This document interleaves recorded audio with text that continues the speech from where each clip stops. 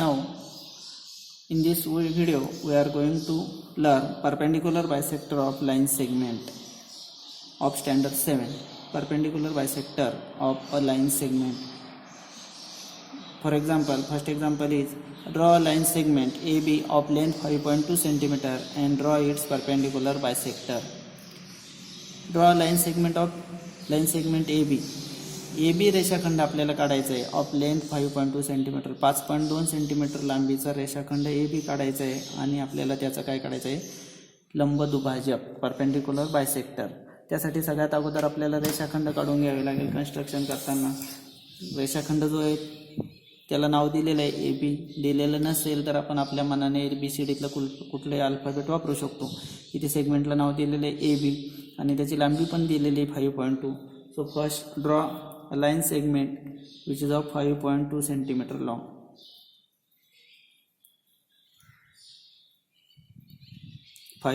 centimeter. Look at here centimeter 1 0 1 2 3 4 5 and 2 millimeter. 0.2 means 2 millimeter. 5 centimeter and 2 millimeter.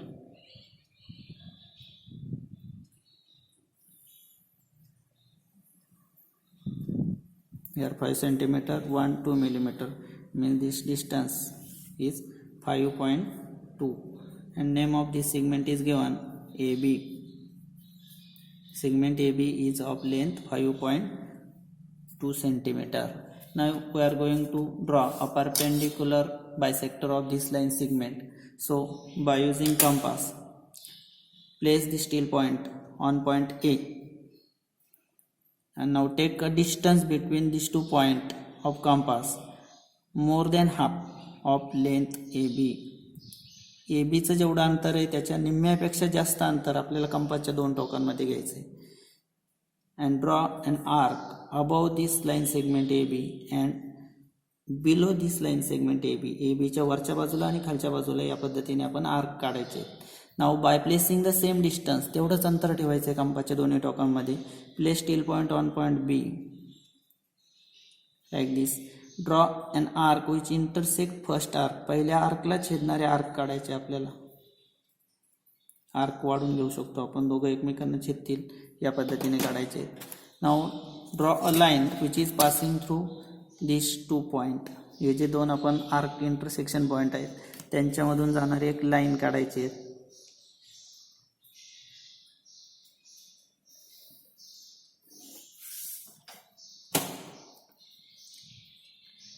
Suppose we give name point intersection point C and point D.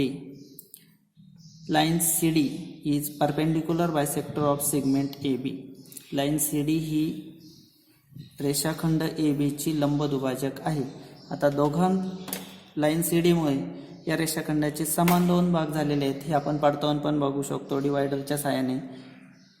त्यांच्या छेदनबिंदूला समजा आपण इथे M नाव जर दिलं तर AM एवढं डिस्टन्स आपण डिवायडरच्या दोन टोकांमध्ये घ्यायचं आहे आणि तेवढंच डिस्टन्स आपल्याला B आणि M यांच्या दरम्यान असल्याचं या ठिकाणी दिसतं. म्हणजेच रेषाखंड ABचे समान दोन भाग झाले आहेत. म्हणजेच आपण बायसेक्ट केलेली रेषाखंड दुभागलेली आहे. म्हणजेच परपेंडिक्युलर बायसेक्टर आहे CD. Now we are going to learn the property of perpendicular bisectors of the sides of triangle.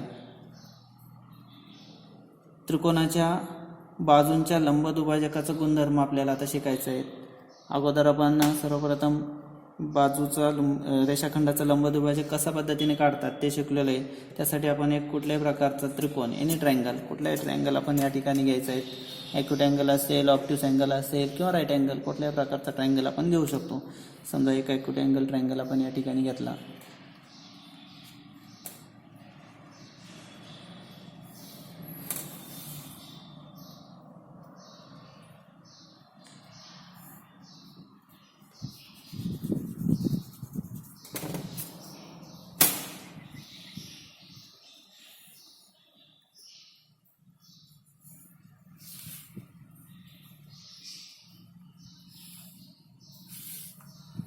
त्याला आपण नाव दिलं आहे XYZ triangle XYZ.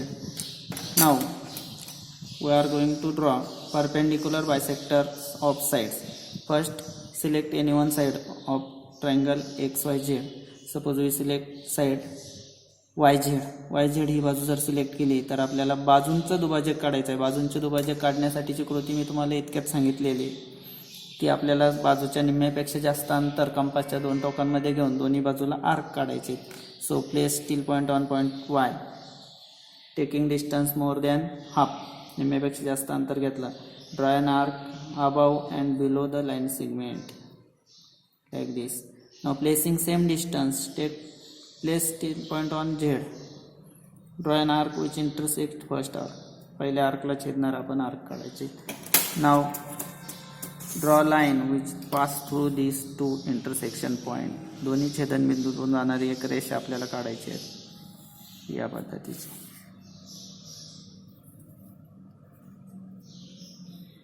Now bisect other side of triangle XYZ. Now we are going to bisect side XZ. So place steel point on point Z.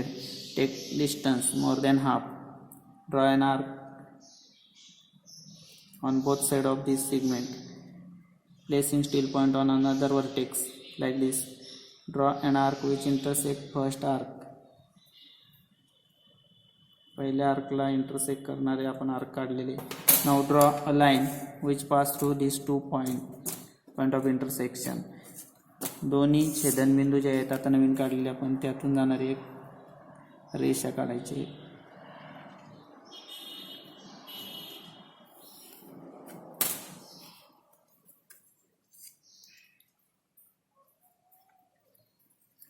आता अजून एक बाजू शिल्लक राहिलेली बघा, कुठले XY.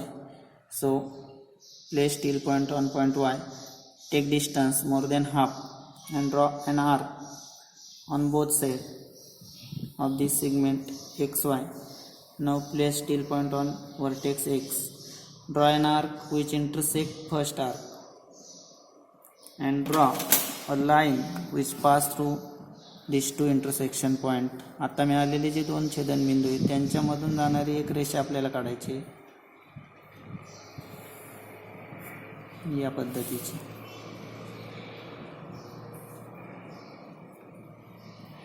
बघा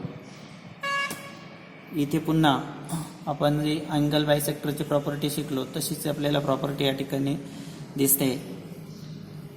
the perpendicular bisectors of the sides of a triangle bisect each other.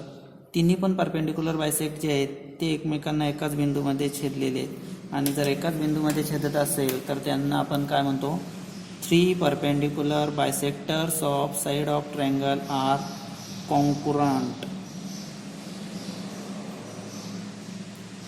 म्हणजेच त्रिकोणाच्या तिन्ही बाजूंचे लंब दुभाजक कसे आहेत, एक संपाती आहेत, एकाच बिंदूमध्ये छेदतात तिघं लंब दुभाजक. And this point of concurrence is called circumcentre. It is denoted by letter C. कशाने दर्शवतात, C अक्षराने दर्शवतात आणि त्याला काय नाव आहे, सर्कम सेंटर.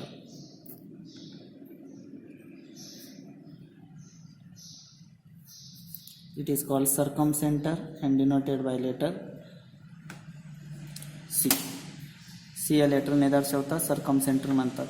आता याच्या सहाय्याने आपण परिवर्तुळ काढू शकतो. बाजूंचा जो दुभाजक आहे त्याच्या सहाय्याने त्रिकोणाचे परिवर्तुळ. या वर्षासाठी आपल्याला नाही परंतु माहीत पाहिजे. जर आपण C या वर्टेक्सवरती स्टील पॉईंट ठेवला आणि कुठल्याही त्रिकोणाच्या वर्टेक्स एवढं डिस्टन्स जर घेतलं, X वर्टेक्स, Y वर्टेक्स किंवा Z वर्टेक्स इतकं डिस्टन्स आपण कंपासच्या दोन टोकांमध्ये जर घेतलं तर त्याच्या सहाय्याने आपण त्रिकोणाचं परिवर्तुळ काढू शकतो या पद्धतीचं.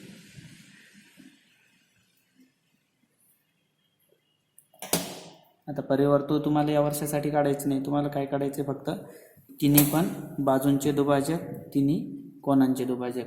यावर आधारित प्रॅक्टिस सेट 1 जो आहे तो आपल्याला कंप्लीट करायचा आहे, तो तुम्ही तुमच्या वहीमध्ये